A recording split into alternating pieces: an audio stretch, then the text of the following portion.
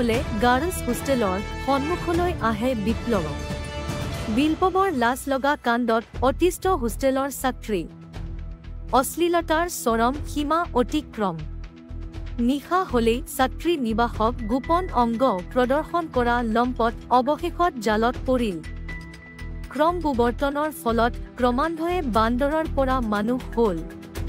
কিন্তু এচাম বিৱৰ্তনৰ বাটটোত ক'ৰবাত দুৰ্ভৰাষ্ট হ'ল। ছাত্ৰীসকলৰ অভিযোগ বিপ্লৱকে ধৰি আৰু কেইটামানৰ আছে অদ্ভুত চখ। প্ৰথমে ছাত্ৰী নিবাসলৈ শিলগুটি মাৰে, তাৰ আকচন মাৰে কুহুৰি, কেতিয়াবা ছাত্ৰীক দিয়ে অশ্লীল ইংগিত। এই অভিযোগ দীৰ্ঘদিনীয়া। প্ৰতি নিশা এই ধৰণৰ ঘটনাৰ সন্মুখীন হৈ অতিষ্ঠ হোষ্টেলৰ ছাত্ৰী। শনিবাৰে নিশা ফাণ্ডত পৰিল অশ্লীল ইংগিতকাৰী দলৰ এটা।